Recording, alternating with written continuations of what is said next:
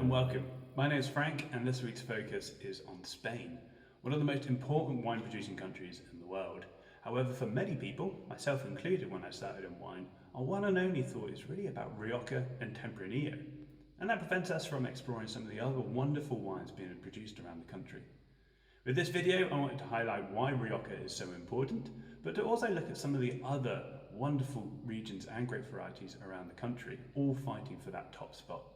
Let's not forget about some great wines like Cava and Sherry, as well as rising stars like Albariño and Mencia.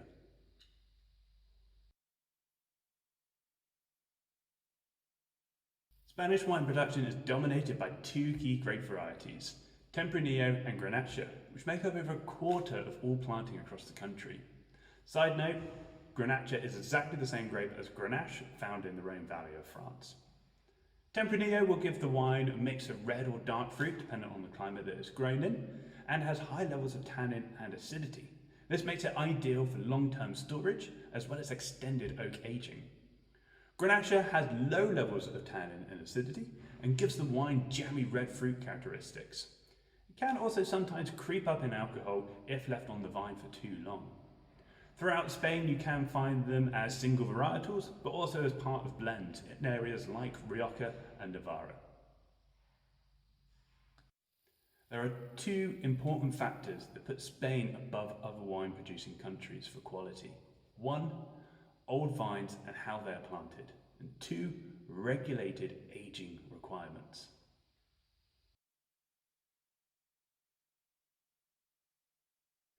As mentioned in previous videos, the older the vine, the more concentrated the fruit. The problem arises is as the vine gets older, it produces less bunches per vine, but what's left is far more powerful and intense. The issue becomes when the vine starts being profitable versus how much you can charge per bottle. Around the world, most vines are replaced when they're 30 to 40 years old, but in Spain the average is much higher at 60 to 80 years. The common training method around Spain is the bush vine, which trains it low to the ground, creating its own canopy and shade to try and mitigate some of that extreme heat found across the country. Then the vines are planted far apart from one another, referred to as a low planting density. This means that there's less competition between each of the vines for the limited amount of water and nutrients found in the soil. This leads to extra stress on the vine, which results in wines with more power, body and robust characteristics.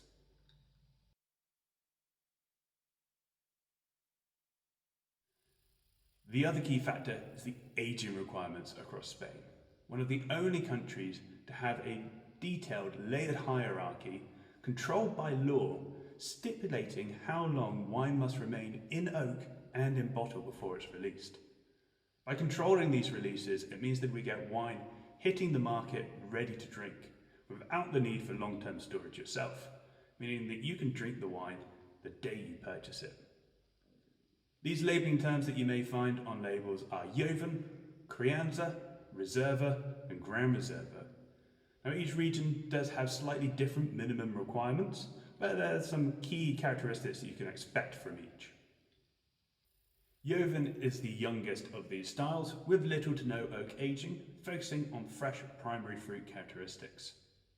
Crianza requires a minimum of 6 months in oak, usually brand new oak barrels, to give the wine a real hit of vanilla. It then must be aged for a further year in bottle before it's released to help soften some of those harsher tannins found in young wine. For Reserva, it's a minimum of 12 months in oak and 18 months in bottle before release. There's the extended integration of oxygen, which will help soften those tannins, as well as introduce those secondary and some tertiary characteristics like leather, game and tobacco.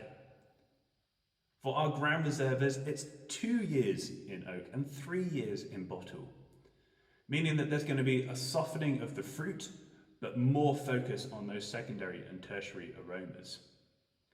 Due to the extended aging, you can expect some slightly higher prices, but versus other countries, they're still surprisingly cheap. So Spain is definitely a country for quality and value. One thing to take note of is that the best producers will far exceed these minimum requirements. And also another note, that in other countries like Chile and Argentina, phrases like Reserva and Gran Reserva have no legal definition.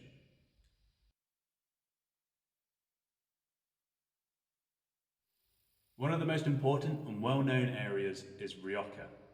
Based in the northeast of the country and split into three sub-areas of the Alta, Alavesa and the Baca. The majority of Rioja will be a blend between these three sub-regions, but some producers do specialise in just the one. There are four key grape varieties in the production of red Rioja, which are Tempranillo, Grenache, Graciano and Mazuelo. Tempranillo's big focus is in the Alavesa and the Alta region, which is based a little bit further north, at higher altitude and just a little bit closer to the Atlantic.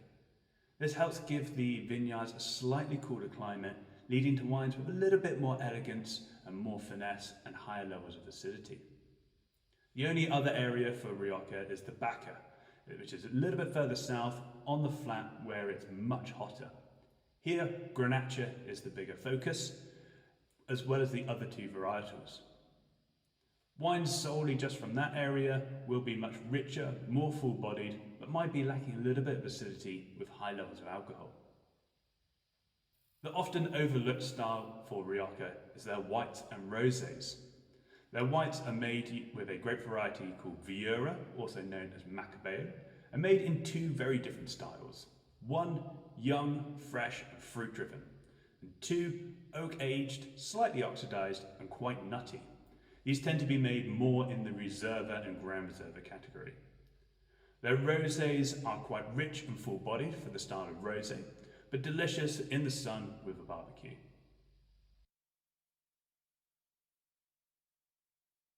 If you're a fan of Rioja, then I suggest trying its neighbouring region, Navarra. Wines are very similar in style, but they can introduce other varietals like Cabernet Sauvignon and Merlot, grape varieties more commonly found in Bordeaux.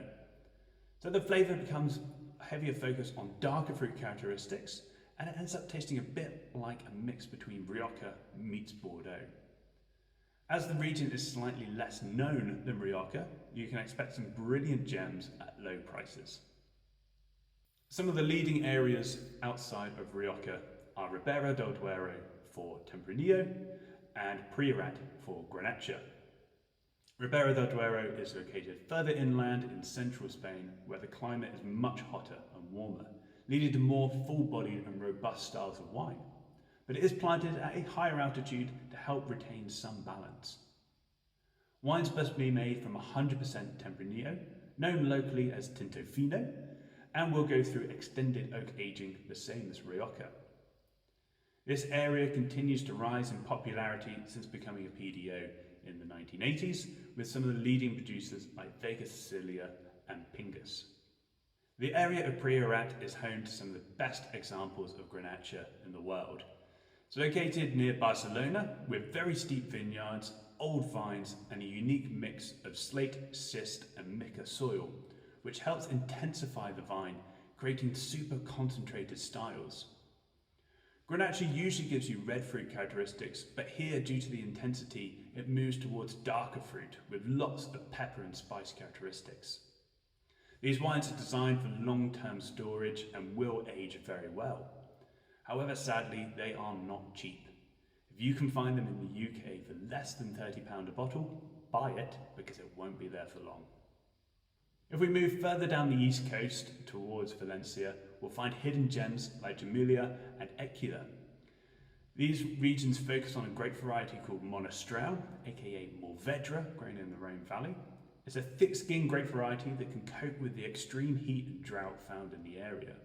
It gives the wine lots of jammy dark fruits, as well as hints of pepper, spice, earth, tobacco, and cooked meat that just cry out for a juicy steak or a hearty stew.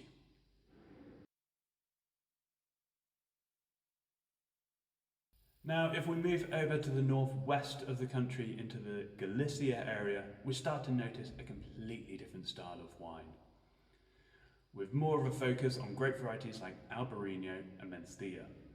Referred to as the Green Spain due to the higher rainfall, with the proximity to the Atlantic Ocean, meaning that there's a much cooler, more maritime influence within the vineyards, with cooler summers and warmer winters, meaning that it's one of the few areas with a heavier focus on white wine production instead of red. The Rioja area in Galicia is home to Albariño, which is a lean, dry, crisp style of white wine, which has seen a surge in popularity since people have moved on from other wines like Pinot Grigio and Sauvignon Blanc, looking for that next dry, crisp white wine. Due to the wetter growing conditions, the vines are trained in a high pergola, all facing south to help use the power of the wind to dry out the grapes. Moving a little bit further inland to another region bucking the trend for Spanish wine production, Mencia. It's producing light and elegant styles of red wine using the local varietal Mencia. These have vibrant red fruit characteristics and crunchy acidity with little to no oak aging. This area has recently become my new favourite for Spanish production, so do look out for it. Hopefully this gives you a bit of a picture of what else is out there across Spain other than just Rioja. However, there's many areas that I haven't been able to have the time to focus on. I can hear you asking, what about Cava? What about Sherry? Sherry honestly deserves its own video, which would be half an hour long. And Louise will be focusing on sparkling production in just a few weeks' time, so do look out for that video. In the meantime, if you have any questions, feel free to email events@averys.com, and we hope to see you again next time. Cheers, take care.